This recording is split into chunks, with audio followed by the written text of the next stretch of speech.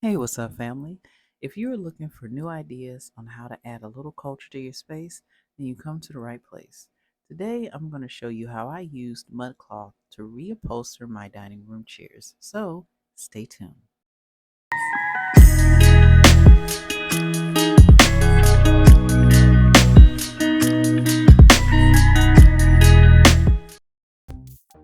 Hey, what's up, family? My name is Mia, and welcome to my humble abode. On this channel, we focus on embracing sustainable living with a cultural twist.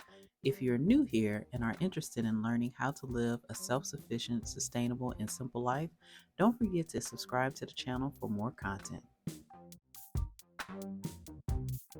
In today's project, here are the materials that we will be using: 6 yards of mud cloth, upholstery foam, muslin, dust cover fabric, stapler and staples, stapler remover, scissors or rotary, bread cutter, and drill. Okay, so let's start with I believe in working smarter, not harder. So I went ahead and turned all the chairs over on the table so it could be easier for me to remove the cushion from the seating.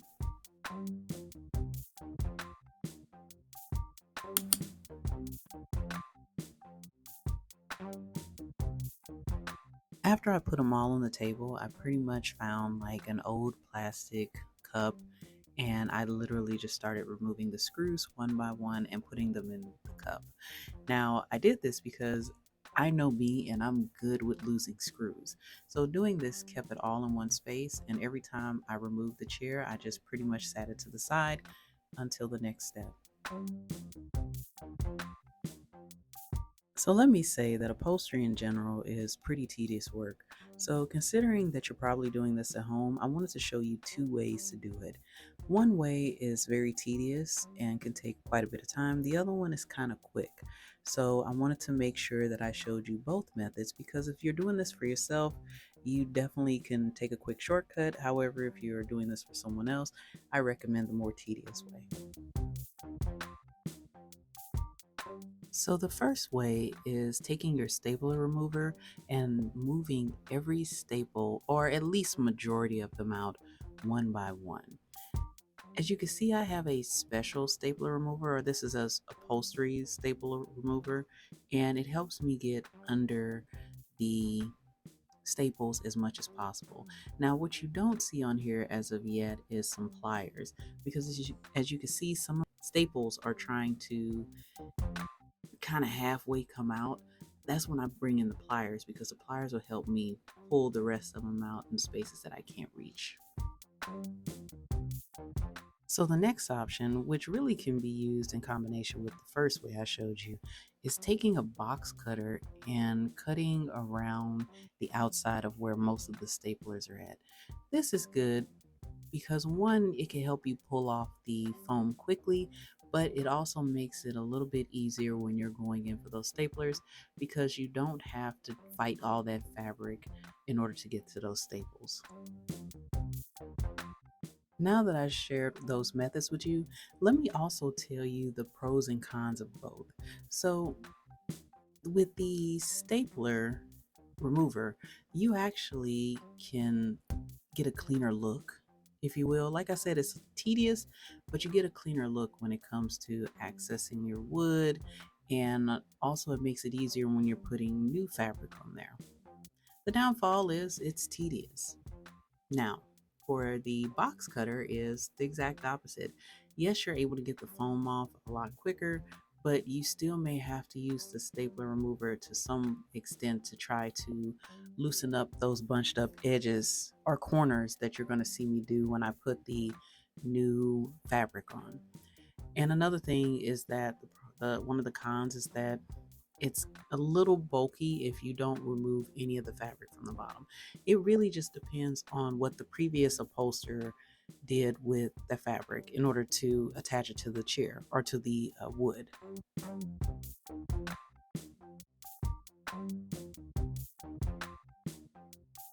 So next we're going to prepare the foam for the chairs. Now, I like to use a bread cutter or a turkey cutter, an electric one, because cutting foam with your hands with some scissors really does a number on you.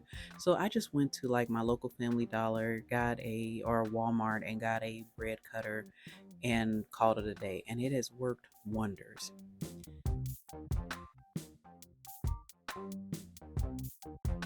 So, another tip to make this process easier is that I use the wooden seating as a template. And all I did pretty much was just laid it on the fabric and used a marker to draw around it. Therefore, when it came time to cutting, I was pretty good when it came to the measurements. Now, remember, this doesn't have to be a masterpiece, but it has to be good enough where the muslin can go around the seat with no problem, which we'll do shortly.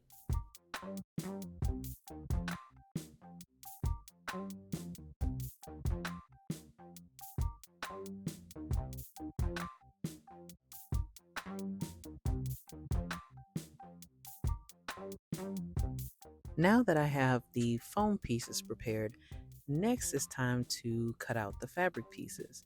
So, as you can see, I'm measuring the sides and the tops of the seating. And what this does is kind of give me a gauge on how much fabric I would need to at least reach the sides. Then I add about another inch on each side so that I can pull it together and staple it down.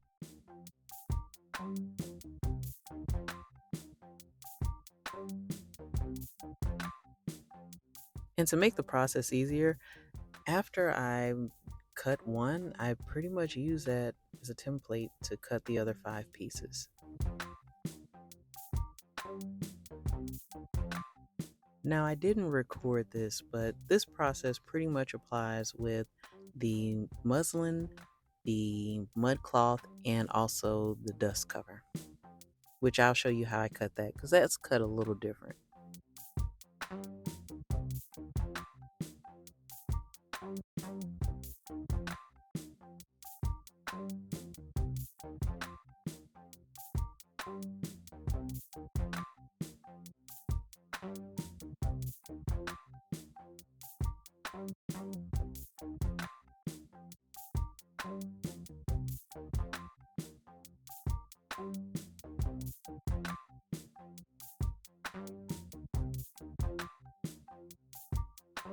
Now it's time to put the fabric onto the seatings, and we're going to do this in the order of muslin, mud cloth, and then dust cover.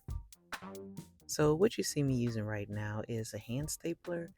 I have an upholstery stapler that I use, but because I didn't want to deal with my air compressor and rolling that big thing in, I decided to use a hand stapler, and also because I thought it would be more realistic. Now, with the hand stapler, the key is to pull and staple. And I started with the top and bottom first so that I can make sure that the muslin is tight on the seat.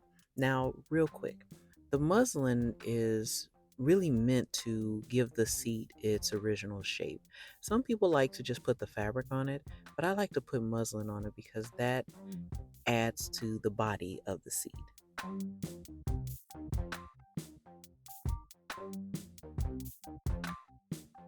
Now, once you get to the corners, the key thing to remember is not to bunch it up so much that it's going to be hard to staple or hard to lay down because you have to keep in mind we're about to put the upholstery fabric, in this case the mud cloth, on top, and you're going to have to bunch those up in the corner as well. So it can get very bulky and look kind of weird when you sit it down. So you want to lay it down as flat as possible in those corners and also snip any excess fabric from around it as much as possible.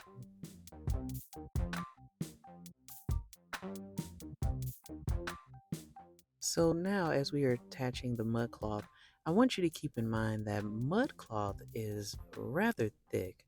So and it can be kind of stiff. It's not as flexible as the muslin. So you're gonna have to put just a little bit more tug to it as you're trying to tighten it. And also, you may have to add additional staples because it's thicker.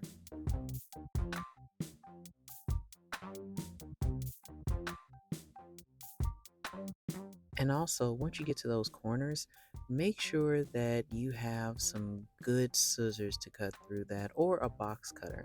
Because when I tried to cut it with some regular everyday scissors, I was having a heck of a time.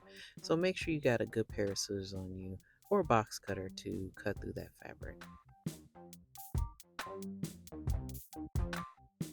And finally, once you get the muslin and the mud cloth on there, don't worry about seeing it at the bottom because that's what we're getting ready to cover next with the dust cloth.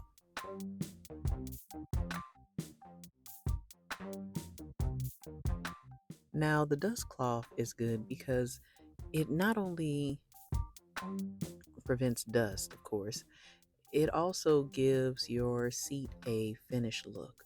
So I didn't need, when cutting, I didn't need it like 3 inches around like I did before. What I'm really focused on is just covering up the bottom. So I made it about the length of the seat, and then as you can see, I'm starting to fold it under so that it can cover up pretty much the exposed wooden part, but not be so wide that you can see it over the edge. Because if you pull it too far out or fold it too far out, once you flip the seat over, you'll be able to see that black fabric from underneath. And you don't want that. You want it to look clean. And as mentioned before, I did the same technique, pull and staple. And you want it to be tight enough where it just looks really clean and you won't have any bulky fabric afterwards. And this doesn't have to be perfect, but you really want it to look nice.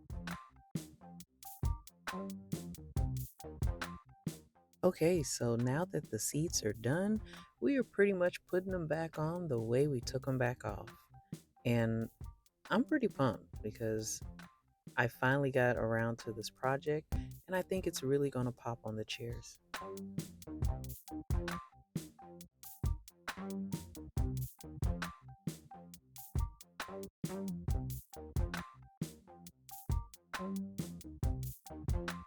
After I was done screwing everything in, I pretty much just took time out to clean up the space and set up the table.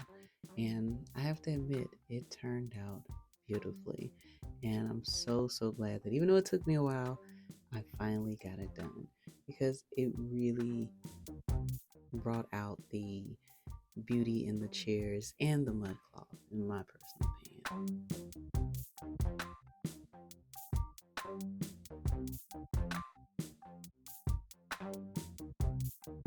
Well, there you have it, how to reupholster your dining room chairs with mud cloth. If you found this video helpful and want to see more, please hit that like button, notification bell, and subscribe to our channel. That said, thanks for watching, and we will see you next time. Peace.